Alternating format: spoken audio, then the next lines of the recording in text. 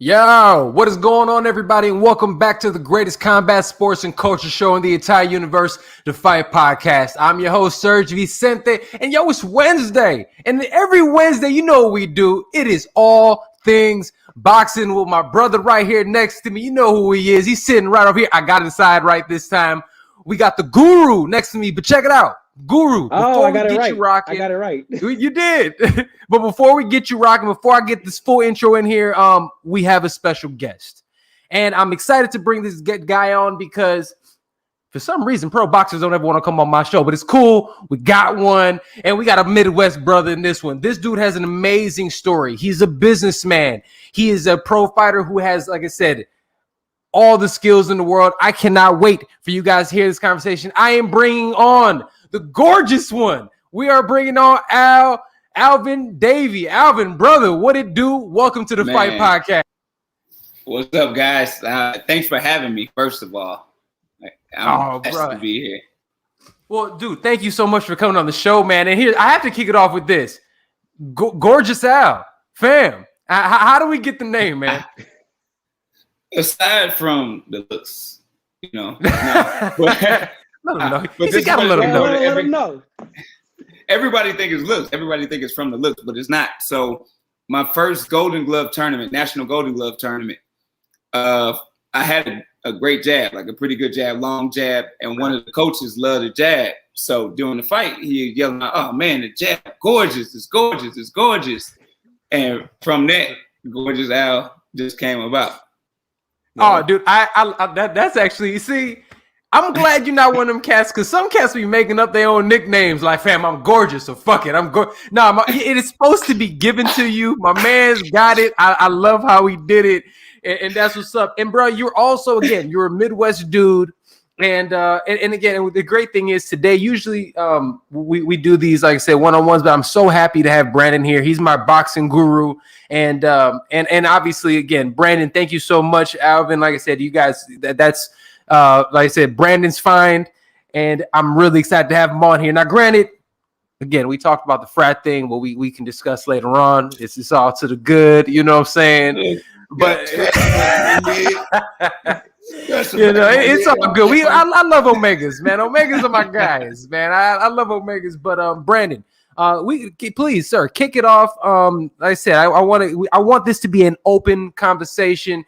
Alvin, fam, you want to chop it up with us? Say whatever you like. This is going to be fun today. So let's have a good ass barbershop. I was gonna say Joe Budden, but not the new Joe Budden. I don't know what that nigga's on. Not so much we ain't like Joe. Can rap though. Joe can rap though.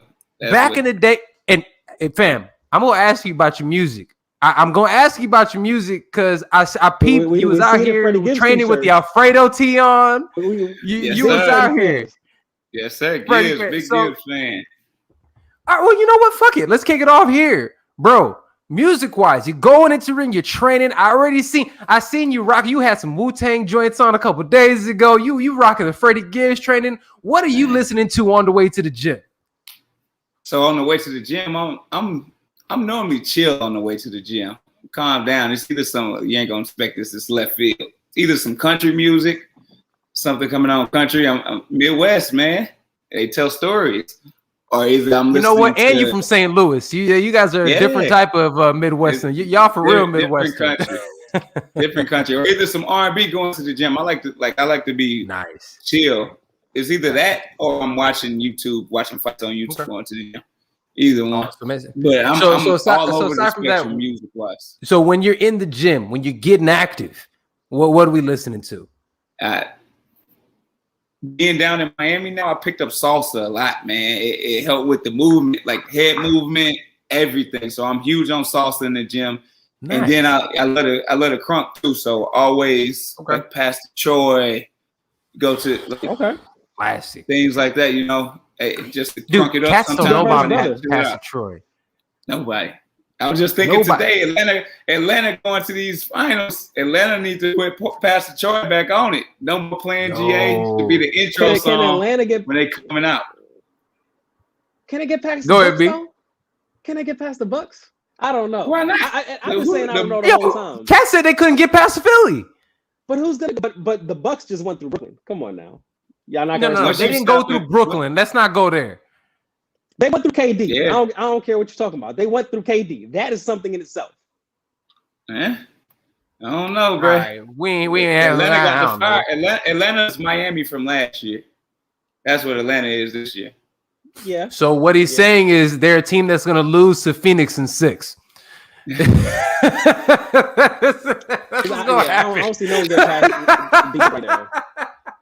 Can we have some time to talk about the finish last night? Because I feel like I was seeing my friends today, and we just forgot to talk about like battle. Like that shit was not insane. Like I literally tuned into the game the last 15 seconds. It's all I saw. Right. Did you see that, Serge? Oh yeah. In fact, here, Alvin, you the guest on today, brother. What did you think? Because I got thoughts. Paul George is about to get out of there. Well, he was hitting all the big shots. But he missed the biggest shots in the game. Bro, he blew those free throws. I felt so bad for him because I'm a Paul George fan, but like I mean, like he did hit the big shots to get him there, but he blew it. It don't matter. That's probably the best executed. Yeah, that play was crazy. You're right. And I mean, insane. All that considered, they still lose without that play. That's probably the best coaching, the best execution we've ever seen in the 0.7 seconds in NBA history. Aside from when when Derek Fisher knocked down that 0.4 seconds against the Spurs back in the day, he caught that joint and just turned with it. Come on, man. You see, nothing replaces that one for me. That was the best. I know you're a Lakers fan. Yeah, come on, man. I love the Lakers too, man. We ain't got no St. Louis team, so I'm a Lakers fan too. Oh my gosh, yeah, I really knew I like this guy, man. I knew I like this guy. Well, Alvin, look, I gotta ask you this, man, and I want to obviously get into your boxing. That's what we're here. And you're a heavyweight, and we were talking a little bit before you came on about your intro to the game, because again, you're 34 years old, but you got a late start to the game. Could you please kind of tell us a little bit about that, because it was such an interesting story on your beginning into boxing? Yeah. So I came in at like the age of 23, 24. It was weird. I just finished playing my last season of college football. I played D1 football, then I transferred to a smaller school and played NAIA football. Okay. And I was just finishing my last season. My brother plays college football too. He went to Northwestern, played D1 football. And he had maybe 2 years left for school. And he came home, it's Christmas break. He got a letter in the mail. A letter, All-American Heavyweights. Showed me, and it said they look at ex-basketball and football players, because they got the idea that all our athletes now are participating in football, basketball because it's scholarship, not boxing, because boxing takes so much more for you to be an amateur boxer. You don't get paid for it. You got to grind through that on your own. You're getting this and I'm sorry to cut you off. Was this the same one, Buddy, who lost to Wilder a couple years ago? He came. Did he come to the same program? We had Heat. We had Heat come from that program. Man, that's Dominic Brazil. Dominic Brazil was in that program. Yes. Yeah. Okay. That's sick. Oh, dude. I heard about Dominic that program back in the day. That's so sick. Charles Martin, too. Charles Martin became the heavyweight champion of the world. So, yeah. Crazy. Dude, so you've been in there with some legitimate badasses since the jump. We had Heat, man. Heat. And I was saying, the coaching staff was some of the best coaches in the world. Yeah. So we got from ground up, we built boxing technique and skill. We already had the physical attributes. That's what the program was based off of.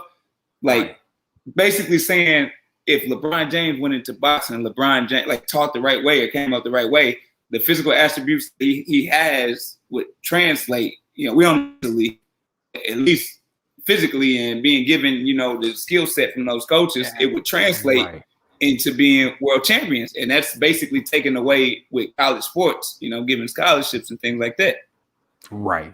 So, now, do you think with heavyweight boxing, the ramp in terms of learning is a little bit shorter or more attainable than it would be if you were on a 130 pounder? It's way more attainable, because at that level, as you get older, it's the skill set with those lighter weights. It's a lot more skill set. With the heavier weights, you get fights done in seconds with a big punch. And Absolutely. not saying that just a big punch can win the fight, but it's a lot. You don't have to learn a lot of things to be able to go into a boxing ring and win. You know, you can start learning the job as you're older, and you know, starting later, you don't have mileage on a odometer. The younger guys start boxing at 8 years old, 7 years old, been through 150, 200 amateur fights. I've been chief sparring partner with Luis Ortiz, 300 amateur fights, 300, and then you turn pro and you start fighting pro. Like, you took a bunch of damage on the body, like hands, shoulders, brain, everything. Yeah, you got the skill set, but somebody else come along, brand new, fresh. Skill set ain't gonna match up, but strength is there. Agility's there. Mm-hmm. Not saying I can't fuck with Ortiz right now, because Ortiz is a different animal. Oh, dude. I mean, and that's just showing respect to a beast, because that man, I mean, the fact that you're out there actually even working with Buddy says a lot about you and what you're willing to do, because dudes aren't willing to put themselves in those situations, even to learn. So that says a lot about you, bro. I gotta give you props. Man. Thank you. That's the only way you learn it. In this day and age, they still can't get nobody to fight Luis Ortiz. Fan. Nobody, and he older too, and they can't get nobody. Andrew Ruiz might take the fight right now, just the insider. They might get the Ruiz fight. But that would be a banger. Oh my God, that would be a great fight. Hey, because people say whatever you want about Andy. So that chunky buck could fight. Yeah. He came out, he used to be a sparring partner in All-American heavyweights too. They brought him out sparring partner. Yeah. I remember him sparring Evander Holyfield before they made Evander retire. Andy Ruiz talks about that a lot. Yeah, hey. Holyfield used to have to wear the big bodysuit where the coaches catch the body shots. So Ruiz wouldn't hurt him to the body. He wore it during sparring. So Ruiz wouldn't hurt him to the body. Oh, dude, the fact that you've been in the room and been in there. So let me ask you this. You've worked with some amazing people, not just the people that you sparred with, but you have had some just dope fucking coaches and some of the best minds of boxing in the world work with you. How has that been for your development and just coming up into this game? I think it sped me up a lot. Like, I got ahead of the curve, because it ain't too many people that coach now that actually teach boxing now.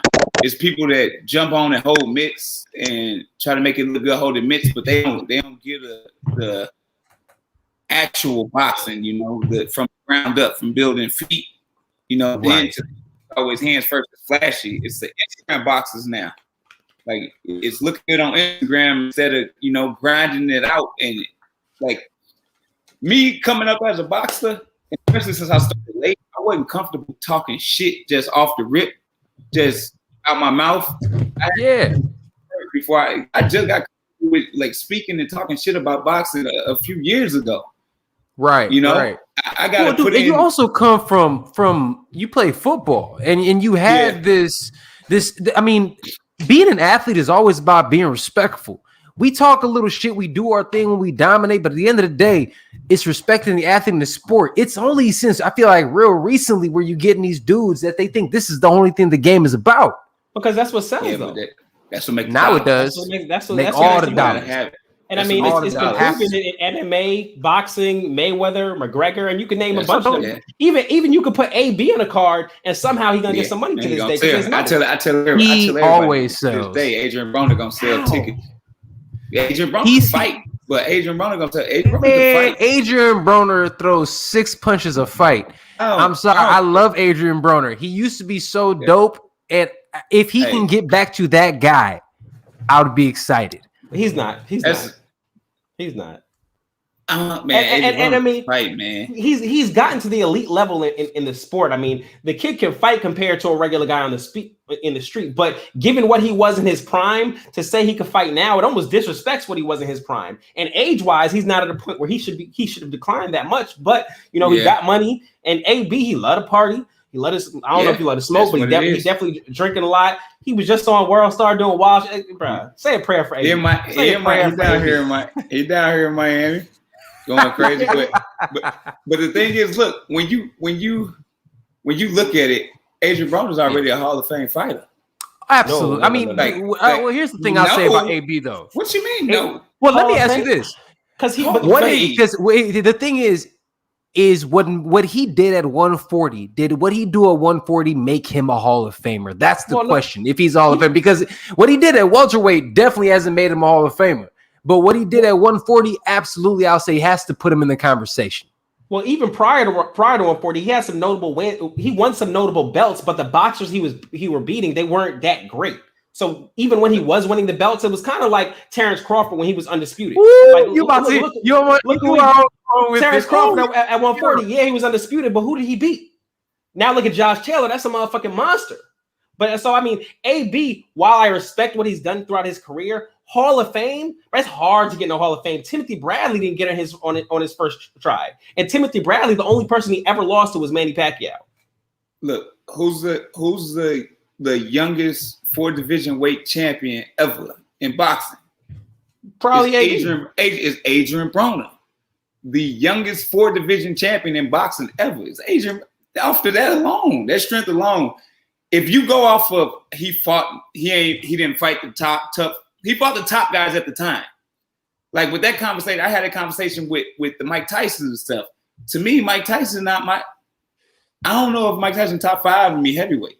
No, I say it all the time. Absolutely not. Who did Mike Tyson beat in his prime? As much as we love Mike Tyson, this is not a Mike Tyson friendly show. We call it like this it is. We call it like it is. Like Mike not top 5 heavyweight to me, and that's because when he stepped up, when he went to A-level fighters, he never won. He never won. He didn't beat any of the greats in his era, and all the greats beat him. Yeah. So, but he did beat the top guys. The time where he was fighting in the late 80s, he beat the top guys. So yeah, it's only about what's there at the time and what you can fight at the time. Like with the Klitschko's, the Klitschko's ain't had nobody there at the time. They ran through everybody. But okay, everybody. So coming back to what we talk about is Adrian Broner. When you think about those motherfuckers can fight, yeah, I mean they was dominating. They ruined the entire division. They ruined boxing as a sport. But you know they gonna be Hall of Famers because of what they accomplished. Now Adrian Broner, when you look back and you think about the people that got to vote on him, he's done so much to tear apart the goodwill he ever built in boxing. That when you think about getting that many people to vote for him to be in a Hall of Fame, it's gonna be difficult for him because that's the media for the most part. True, well, let me ask you. Vote boxing. You gotta vote boxing. You can't vote on outside the ring shit. If you talk outside the ring stuff, ain't nobody is great, you know, as you supposed to be to get in the Hall of Fame. Like, well, Al, let me ask you this though. Well, let me ask you this because since we are talking about Hall of Famers, right? And I'm looking at a lot of these fighters right now, and B and I have talked about this. Activity versus inactivity. I love Jamal Charlo. I love Charlo. But I don't think Charlo fights enough. He's only fighting twice a year. If that, and that's why if he does have a performance like he did this past week, people jump on him about it. But if he was fighting 3-4 times a year, it would just be like, man, it's okay. Shit happens. And they keep it rocking. You are somebody that if you look at your resume over the last year and a half, my man has been busy. My man has been out here cooking. And that's why I wanted to bring it up to you because your first fight was in 2016. Your second fight was then in 2018. You can take my question. No, you was excited. I ain't even mad at you, man. I was trying to go ahead, get it. No, I love it. Go ahead, brother. Your first fight was in 2016. Your second fight was in 2018, and then this is your third fight this year, upcoming on July 10th. So how do you feel about the activity today in boxing? Do they need to be more active? How does it affect you in your skills? Can you sharpen your skills fighting once every 9 months? They said Terrence Crawford is going to fight like something like October 23rd or something like that. That's his next fight. He fought in November. So what are your thoughts on that? Oh, that is different levels. So when you first starting out in boxing, everybody running them off because you learning on the job when you first start. You start to build up. You fight somebody record not so great, then the bet record get a little bit better. Then maybe they put you on somebody with power. Then they maybe put you in with somebody that's a little more skilled. So you build it up little by little. So that's why you're fighting so often.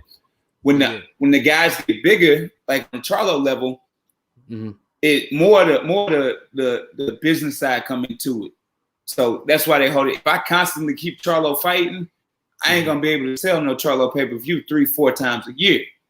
If I'm fighting once, then The second time he fights a little bit bigger name, I can probably sell. You know, I'm keeping them from the people, and the people are like, damn, I want to see a Charlo fight. I'm gonna pay, or I'm gonna tune in to see it.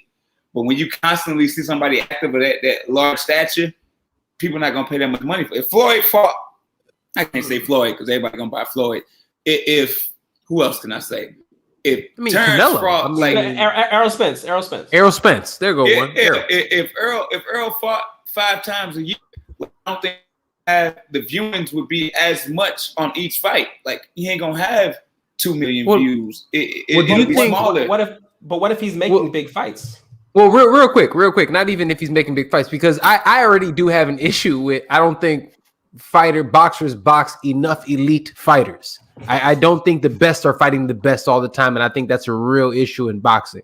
But I do want to ask you, in terms of, like you said, fuck it.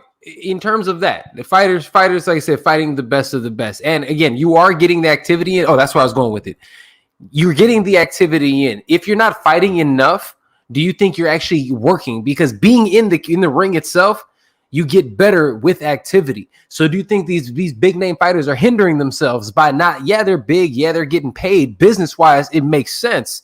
But for the fighter itself, does it make sense? Because are they actually still getting that the type of work they need to get in? Very long way to say that question.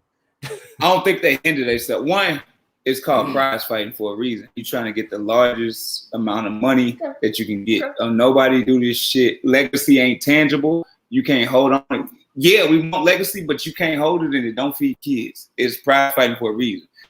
2, when they not in the ring fighting the biggest fights, which you have to build up, you got to build up those fights. Have to. They in sparring. Like any top ranked camp, Terrence Crawford got everybody on the top rank stable to spar against.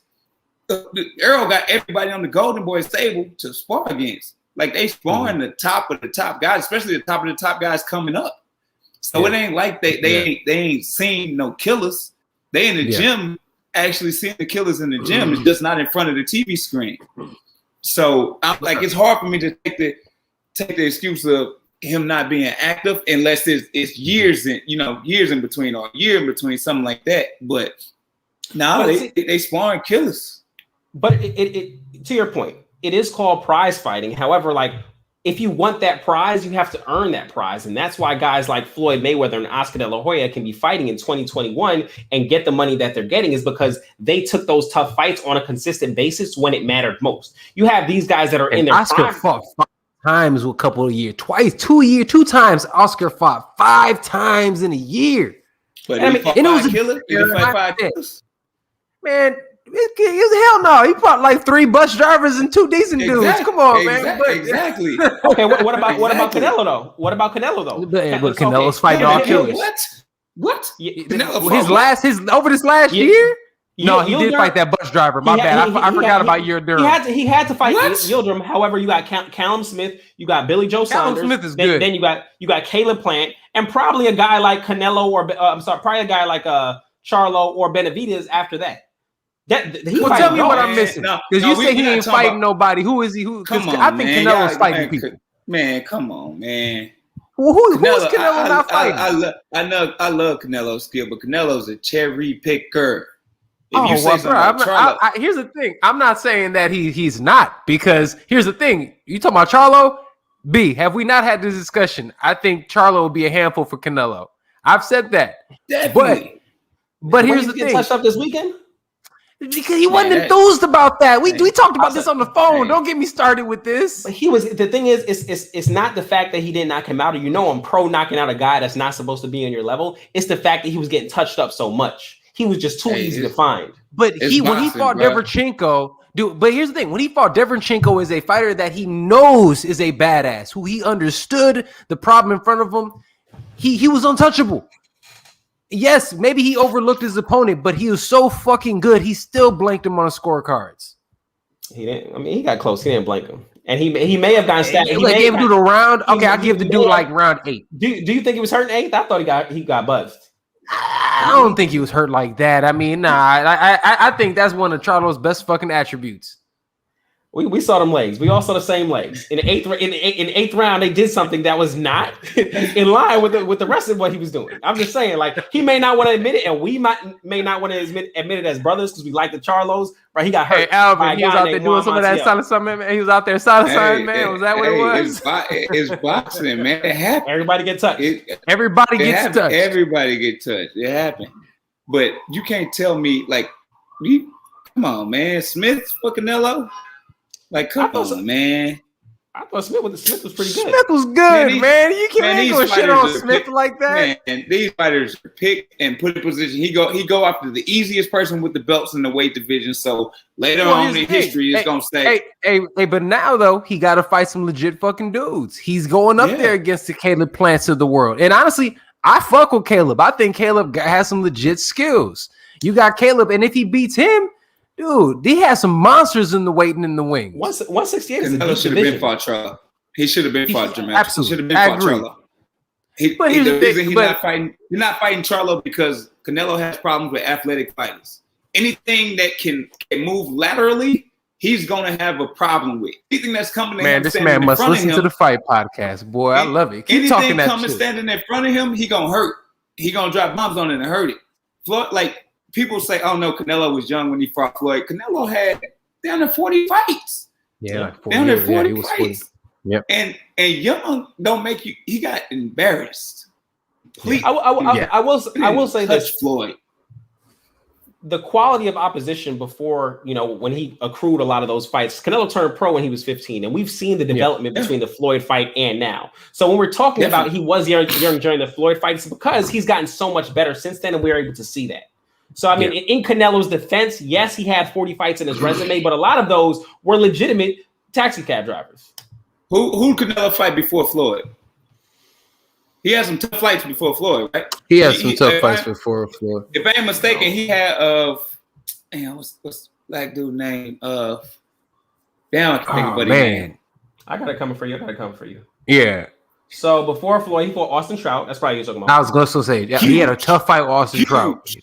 You can't tell me Trout's not a tough fight, especially right then. Super tough fight. Hold on. How can we say Trout is a tough fight, but we can't say Callum Smith is a tough fight? We got to be measuring by the same standards here. Austin Trout at that point in time was a killer. He beat Cotto. Killer. He beat Cotto. Yeah. So everybody was really paying attention to Austin Trout at that time. I don't see a lot. Hey, but I will say this: I thought Canelo lost a lot of though. I thought Lara beat him. Laura wasn't active enough. Laura ran too much, but Laura easily could have beat him if he'd have stood there and threw a couple more 1-2s. He ran too much. But to your point, who has great lateral movement does that to your point. So, I mean, I see what you're saying with that one. I mean, do you okay? Caleb Plant. Okay, go ahead. For all intents and purposes, he's not what you typically see in a white. He's not what you typically see in a white boy. But he's Caleb Plant, one of us. Caleb Plant athleticism. He's more a slip punch guy, so he's still gonna be in front of you for the body shot, for the body attack. Canelo gonna bring. He's not a lateral mover per se. Like, he's not stepping out the way of the shots to the side of the shots. He's gonna try to slip in it. If I throw to the body. Yeah, the head gonna move, but the body's staying there. Go ahead. That's the reason I think it'll be tough for Caleb Smith to beat Canelo, and also Benavidez I think it's tough to beat Canelo because he's gonna stay in place for the shot. He's gonna take the shots. And I don't think Benavidez is good. Yeah, no. Well, let me ask you this then. In your opinion, who is pound for pound? Who's your top 5 pound for pound guys right now? I can't tell you top 5. I guess give me a top 2. Give me a top 2. Top 5 is a lot. I get to fucking up a top 5 myself. I gotta put Gabe Rosado. Yeah, gonna hate me for this. Y'all gonna hate me for this, but I gotta put the dirty in there. Gordo Teofimo Lopez gotta go in my top 5. In my top 5, he has to. The way he came out and dethroned Lomachenko like that. He got to go in my top 5 of definitely Bud. Bud got to go in there. Canelo, I put in my top 5. And I'm saying they pick him, but I would definitely put him in my top 5 of You respect the skills. We got okay. I appreciate that. Anyway, we get some Inouye love.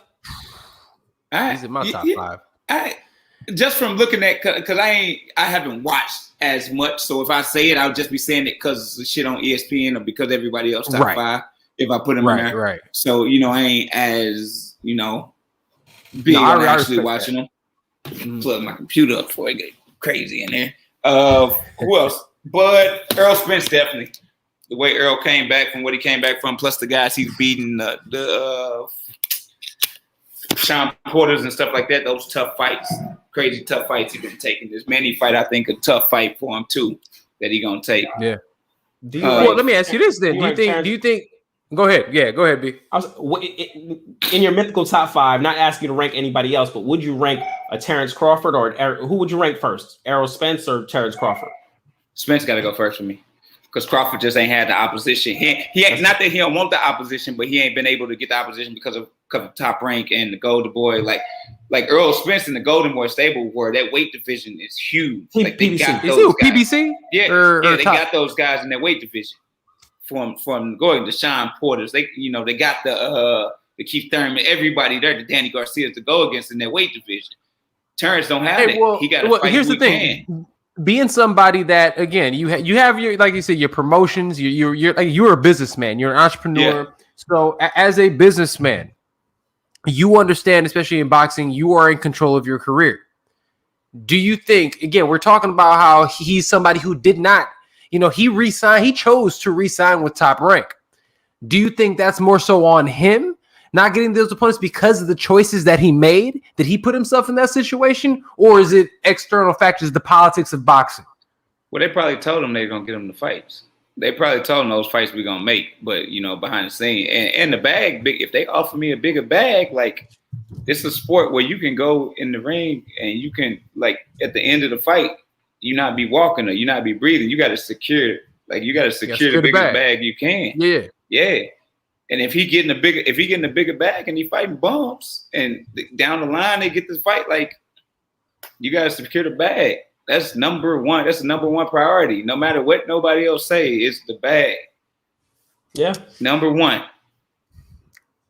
But with that being said, though, and again, I understand. We were talking about earlier, like legacies are intangible and stuff like that. And as a prize fighter, I have to respect that. You have to kind of. I hear you. I respect that. So as much as I want to be like, oh, you got to fight the best of the best. If they did give him that bag and he decided to take it, my man does have a family and stuff. But my thing is this: then you can't fucking complain about it when people say Errol Spence is better.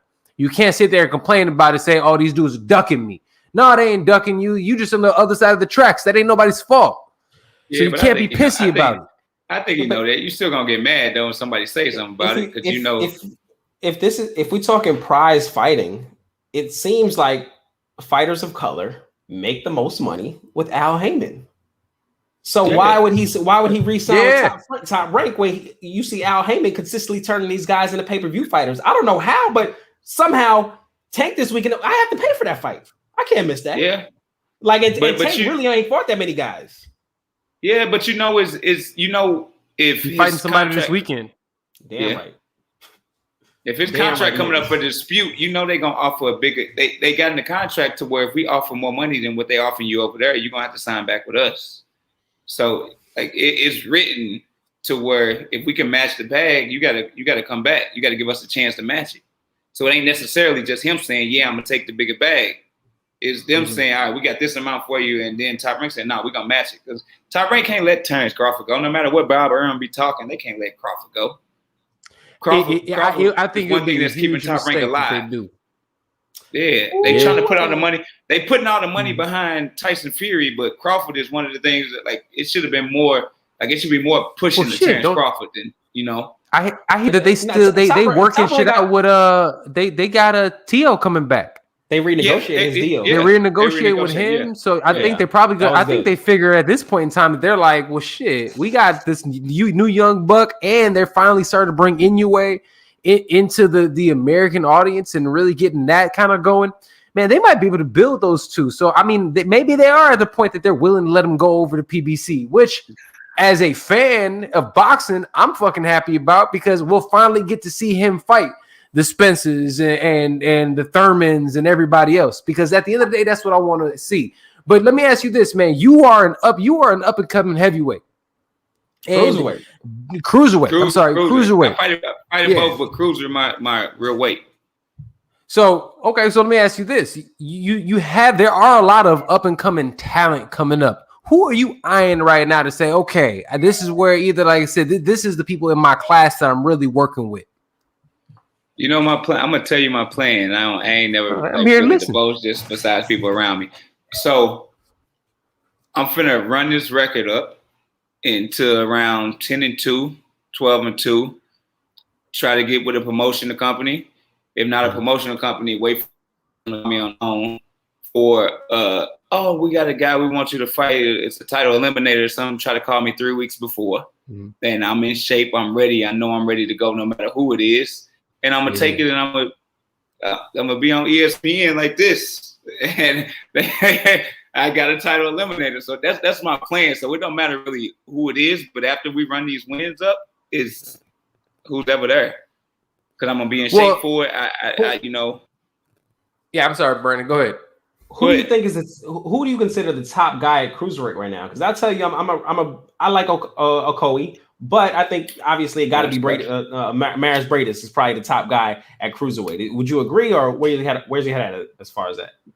Bradis tough. Okoye, I think, would be the tougher opponent though. Definitely the tougher opponent because that Aki and I know for like. Inside his boxing IQ is very high. One of my old coaches was with Okoye for the past few years, Barry Robinson, working with him. So I know his boxing IQ is like there for sure. So to me, it's Okoye just from a fighter's aspect. Now, and you know, just bringing this back to something you said before, you talked about running up your record a little bit. Your first fight, you came out and you were knocked out in your first professional fight. Speak about it now. You run that record to 5-2, looking to get to 10-2, hopefully in the next couple years. Tell me about what it's been like coming back from that loss and how you've improved. So, when I had my first fight, that's what happened. Boxing game dirty. So I'm coming from the amateurs. I fought amateurs maybe 4 years, I think I say, 4 or 5 years, bunch of golden gloves, national golden gloves, went to third place national pile but when I went pro, I was opening a boxing gym here in Miami, boutique boxing gym. At the same exact time, I decided to go pro. So not really focused on just the fighting aspect, also focused on trying to open a business because I know boxing can turn the opposite way quick. If I had something established, like a base established, like a business, then I'd be able, if something happened in boxing, I can turn, I couldn't pass the opportunity up, where it come about. And it came about because of boxing, because I created a boxing gym. I created classes. I created, all that. And it was still because of boxing. It was just, a different way. It wasn't in the ring. It was outside the ring. So mine wasn't focused on boxing. We get to the fight. And we were in like Ocala, Florida, somewhere, like in Boondocks. We get to the fight. They hit me with the okie doke, like, oh, your opponent pulled out. He was hurt. He couldn't fight, but we found somebody else last minute for you. And the last minute was a guy from Kazakhstan, Russian, like Kazakhstan champion, killer. And me being who I am, I'm like, I don't give a fuck who it is. I'm trying to fight. Like, I got my people here. I'm trying to fight. I don't care who it is, whatever. In which my trainer should have been in a position to be like, nah, we not. Yeah, absolutely. That's what I was gonna say. Like that's when your team comes in with something like that. But as a normal guy, you can understand that. Your professional debut, your family out there, they come through with a late sub, bro. It don't matter. My people here, I can't let them down at that point. And I got money. True. Yeah. And that's me. I'm trying to fight. So, but as a coach, your coach is supposed to be looking out. But he's supposed to step in. But still, like we get through the fight, I'm jabs on him, mouse up the eye, everything. But I was just in a position that, like, you could tell that it was two different caliber fighters in the ring, and end up getting caught. So to me, as far as coming back from that, some people don't come back from getting slept, like even looking right. They don't look good the next fight. So coming back from that, I always knew it wouldn't be an issue because I know what was happening when I went into the fight and how I felt those first few rounds of the fight. Like I'm doing straight, and it was different caliber fighters. So it wasn't such a huge deal for me to get back into. It was a big deal, but I ain't feel no pressure with it. Shit, it was already at the bottom. You can't go nowhere else. So when you already at the bottom. Do you feel like your background in playing sports at such a high level kind of helped with that? Because playing D1 football and stuff, playing sports, like we've taken L's before. You've taken an L, so it's kind of like, do you feel like that helped at all or not? Hell nah. It's a whole different ball game. Like you take an L in college football. That's on the team. Right. Feel me. Like when I'm in the ring, it's me and him in the ring, and it is man versus man in the ring. Not gonna lie, if you didn't put in the work, you put it in. If you didn't put it in, it's gonna tell the truth in the ring. So you got to deal with that yourself. It ain't no coach dealing with it. Nobody else stepping in that ring. So that's a personal thing. So I ain't ever really felt that before. Only thing that helped me with that is coming from where I'm from, like North Side. Like dope. Being in a position to lose 24/7, like born. And they think you're gonna lose, you ain't gonna make it past 18. Like the type of neighborhood I grew up in, that's what mentally helped me with it. It wasn't the football or the sports or nothing like that. It's just the background where I came from and losing so much in the life, like getting shit out for not attaining things or not having the same luxuries as other people in different neighborhoods. That's what had me mentally tough, to I love get back in and to take it. Yeah. And I appreciate you sharing that with us too, man. And no doubt, that's why a lot of fighters come from like it's hood backgrounds and stuff like that, because it's tough. It's tough to be in this game and you got something going already, or you got parents that's giving you money. Like Marvin Hagler say, it's hard for me to get up and run when I got on silk pajamas. Silk sheets. Shit, R.I.P. Man, yes, sir. Silk Jesus, shit, tough. That's why I don't see how Floyd's a billionaire. Well, before these past few fights, how he's a billionaire and still get up to fight these guys the same way. Like that's insane to me. If I got $1 million in the bank, I'm thinking like, damn, I got $1 million. Fuck, I'm doing this for. I'm letting them punch me in my face. I can go make another $1 million another way besides getting punched in the face. So for you to get up and be able to train at that same intensity, and you sit there and like that, like that's a different animal, dog. Like that may be one person that he's really more focused on legacy than he is the dollar. Because the way it's hard to do that, man. Hard. Now, speaking on the topic of motivation, what would you say is your biggest motivation in 2021 going into this July 10th fight? Is it money? Is it something else? Where's your head on that? Nah, my daughter's like 20 months now. So everything that pushed me right now basically come from her. Like from her watching, from her. Congratulations. From congrats, man. That's awesome. That's a major push for me. And it ain't gonna be $1 or nothing else. It's just that she succeeds or gets the mindset as she grows. That's huge for me. And you talk about mindset, and I looked at your Instagram, a recent post, you talked about controlling what you can control, and I can tell that you're a big prep guy. Mm-hmm. Are you doing anything differently in preparation for your upcoming fight against Johnny Jackson? And that's on July 10th, right? Yep. July 10th, yep. So not necessarily anything different. He's a southpaw, so that's different, like the direction I'm moving while I'm in the ring with him. That's something that's different. But I fought southpaws before in the pros. And talk us through that. I like to get technical a little bit. Talk us through the difference in preparing for a southpaw. So the trick for everybody who orthodox fighters and don't know, which, like I said, a lot of people don't coach no more. Easy trick to get away from a southpaw's left hand, a brick hand, strong hand, is you just got to circle to your left. You circle to your left, you're out of range from it instead of walking to your right, where you normally walk when you fight an orthodox fighter and being in range for their hand. But that's a super easy trick that's probably going to take away 50% of the damn hands that he's going to land, especially if he can't cut nobody off. You're going to take away about 90% of them. So all he got to work with is the lead hand. So it's hooks and jabs that you got to worry about with the southpaw. So just really focusing on the way I'm supposed to be moving in the ring with the southpaw, shots that I am. So which hand gonna be available more? It won't be so much the jab hand. The right hand gonna be available a lot more. So that's really what we're working on. And in ring, who would you what pro boxer today would you compare your style to?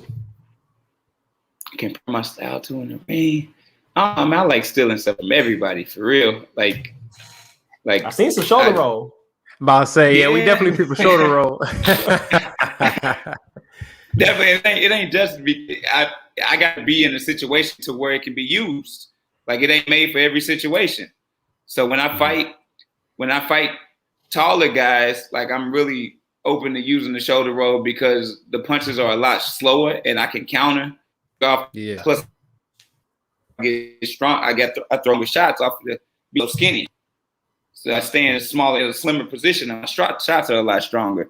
But you're always gonna change. You're gonna see height. You're gonna see shoulder. You're gonna see movement, depending on if I got to move. I pride myself on being able to do anything. Like Andre Ward to me is one of my favorite fighters. Probably top 5 for me all the time. Yeah. Because the way he makes I feel like so underrated in the fight.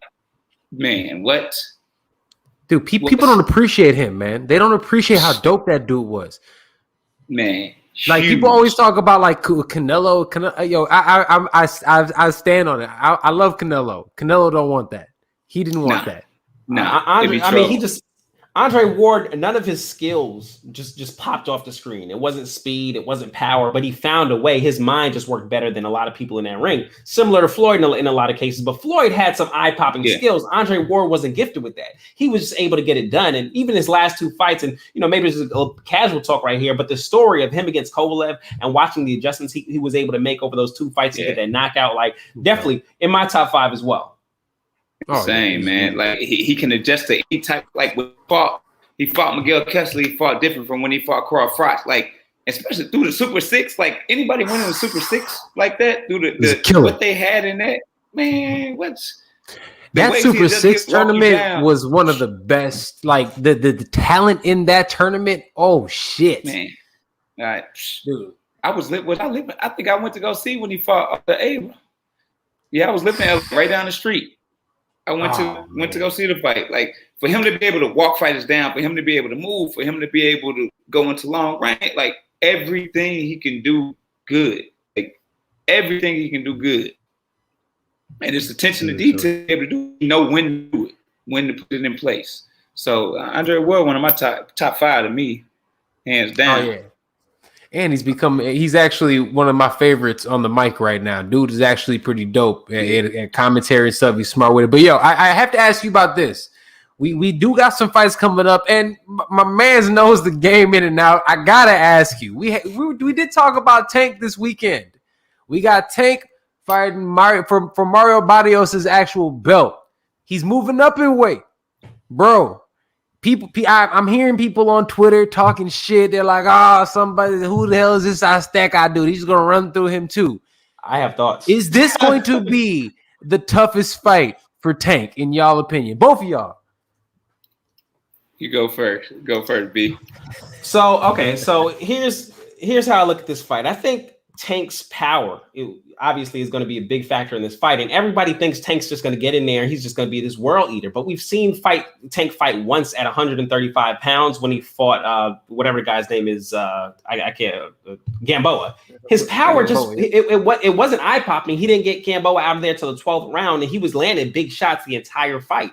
So then moving up another weight class to a fighter that's actually in his prime, I'm not sure if that power is going to carry. However, Tank has a lot better boxing ability than people give him credit for. And one thing I do know about Mario Barrios, which I've actually seen, is that he struggles with a fighter that's going to be able to give him angles. And if Tank is able to not just use his power, but he's able to give Barrios angles. Barrios is a tall fighter, has a long torso. If he can bang him to the body, come up top, he should be able to get out of there with the win. Will it be easy? This will not be an easy fight. Barrios is a big, tall, hungry, up-and-coming champion. But hey, I mean, undefeated dude too. Undefeated.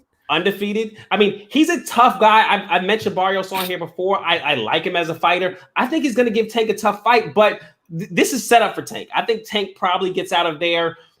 If not a late knockout, he probably gets out of there with a decision. But it won't be easy. Not like most people thinking. And I definitely want to get into this undercard too. But Al, what's up with you? How you feeling? Oh, for me, Tank show against Leo Santa Cruz, which as a fighter, I'm not putting Barrios over Leo Santa Cruz. Leo Santa Cruz then seen a lot, then done a lot, like a dog, complete dog. I love Leo. And what he did to Leo Santa Cruz, the way he did it, like if you watch Tank through that fight, just Leo was turning him up in the first part of the fight. But if you really watch Tank, I just watched this fight the other night. Matter of fact, if you watch him, the way he stayed calm in the middle of the shots Leo was throwing right before the knockout, how he parried the right hand. He did 3 times in a row. The third time he caught him. Parried the first time, calm, parried the second time, third time ripped over, and caught like, his boxing. He was insane. And I think it come from being around Floyd, like really working with Floyd, the way he set his IQ up. And then I don't think he's displayed everything he got to us because he ain't had to. So, but I don't see this fight being tougher than the Leo fight to him. I don't. Physical aspect wise, yeah. As far as like, because Leo pressure. Leo do. Like, it's harder for somebody throwing all them punches at me and trying to figure out what's going on than somebody just being taller and me trying to figure out length. Like, a lot of people are taller than Tank. But as far as like those punches coming like Leo was throwing the punches from every angle and at the amount of punches, I don't think it's going to be a tougher fight than Leo was. I think the difference for me is that Leo Santa Cruz moved up from 126 pounds, whereas that's what I was going to say. He'll be moving up 2 weight divisions to fight a bigger guy. And why I think this will be tougher than the Leo Santa Cruz fight is that size. I don't as skill wise, I'm not going to put Barrios over Leo Santa Cruz. No. But overall, right now, I think Leo Santa Cruz might be a little bit over the hill. He's fighting in a bigger weight division than he should be, whereas Barrios, young, hungry champion in his prime, and that size. We always say there are weight classes for a reason. I think that we're in the early rounds of the fight. We'll definitely see that play out. Yeah, my question is how that's what I was gonna say. I want to see how his power translates up to weight classes. If he goes up there and he just starches this dude, because Barrios is a dude who can take a shot. He's durable. Here's the thing. Not a lot of guys, he is tall, but not a lot of guys use their height the right way. He fucking does. He'll catch you at the end of his shots. And especially for a Mexican fighter, most times you see him getting in your chest, throwing good body shots. He'll stay long. He'll catch you with big. Exactly. Yeah, that's why. So that's why. Dude, and here's the thing. We just talked about Verge's best disciple in Andre Ward. So can he utilize those skills, that team, and actually do something and get Tank off of his game? And I'll go out on a limb because it's easy to be with everybody else and say Tank's gonna get this dub. I think Barrios gets him.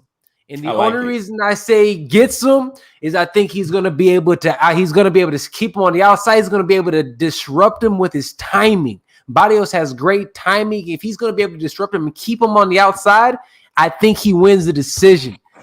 I'm going out on a limb. It would be easy to say go with Tank.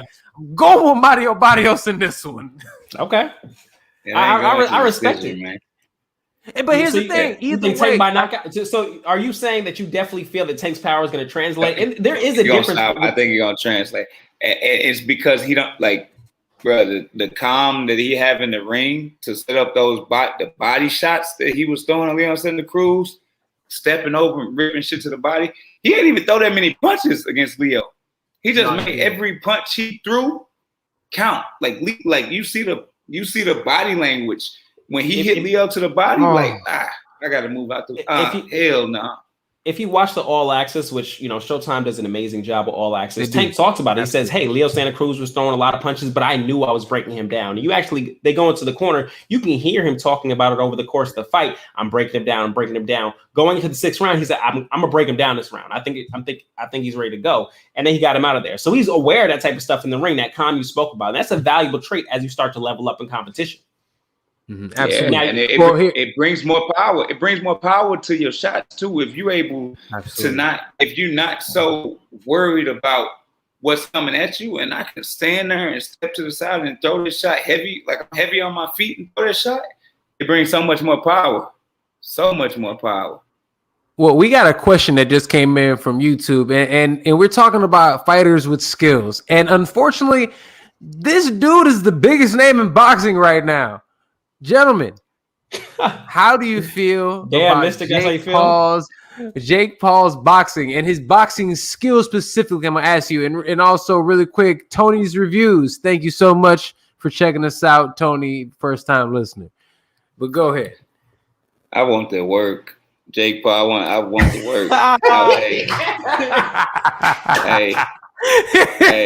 I'm putting my card in like everybody else, but let them know where we can go ahead. I want that work. You got come on, man. It ain't even got to be in the fight. I take the sparring. They hit me up for sparring before, but really? Once they hit me up for sparring to come to LA right after my last fight. So, coach, the guy that trains in Milton, he's from down here. Absolutely. And hit me up, asked me like, "Oh, what weight, what height?" And once he got the height, 6'4", he kind of pulled back from it, like because they spar a lot of smaller guys. His head. Yeah, it's a lot of smaller guys that they work against. Like everything's small. Even if the guys have somewhat skill, they way smaller than them.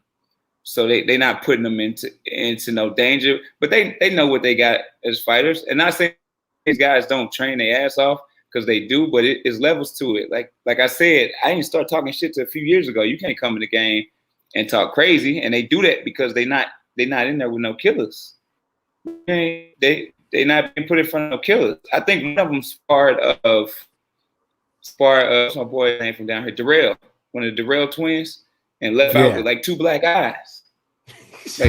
But for real, and that's 168. They whooped that ass. Yeah, that's what it sounds like. They not no joke, bro. Neither. Yo, the Darrells are good. People who act like they ain't good still, those boys can still go. Yeah, they're not getting in front of no killers. But I want that work, like for real. Even if it's not a fight, I want the sparring. I want to go to the last fight with a T-shirt on and say I beat both of the Paul brothers up like today.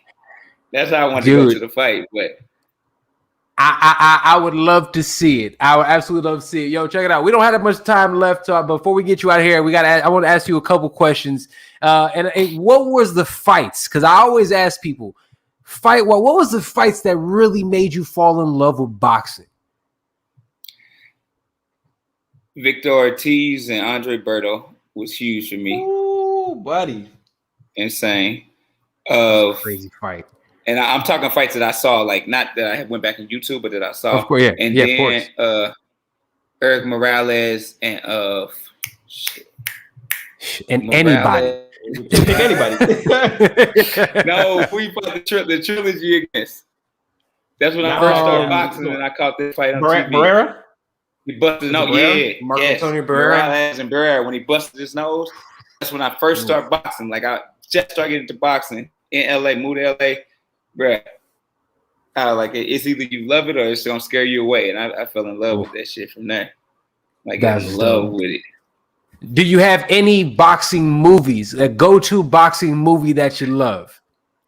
Go-to boxing movie of it was an old movie, and I don't even remember. I can't even remember. Like I think Omar Epps might have been in it. It was a long time ago. Dude, I think you're right. Ago. What movie was that? I remember watching it when I was young, and I loved it. But Omar Epps was a boxer in the movie. Oh shit! Against the ropes. Against the ropes. Okay. Yeah, that was funny. That shit did come out a minute ago. A while, I was a little kid watching. I still remember it. That's fucking fire, man. I love it, man. Well, look, Alvin fam, that's all the time we got today, man. We got to our hour mark, brother.